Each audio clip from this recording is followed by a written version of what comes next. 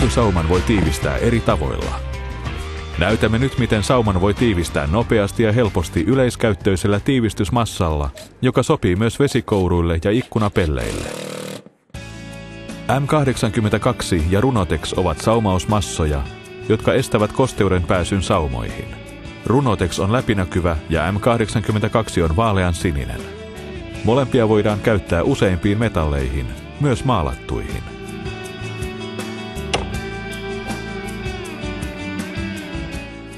Avaa patruuna, kierrä mukana toimitettu kärki paikalleen ja leikkaa siihen noin 3-5 mm reikä noin 45 asteen kulmaan.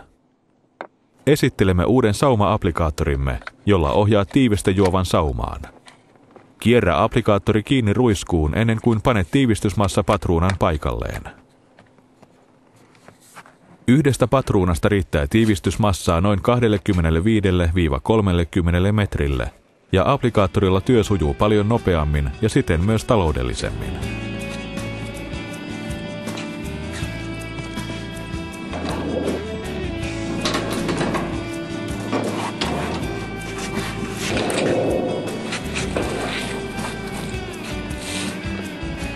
Tuote voidaan levittää -20–+70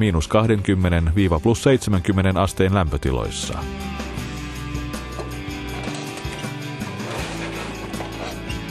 Voit käyttää tuotetta aivan hyvin myös poikkisaumoihin.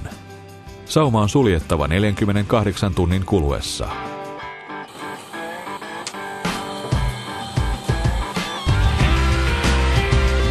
Estä kosteus ja vesi vaalean sinisellä M82 ja läpinäkyvällä Runotexillä. Kysy toimittajaltasi.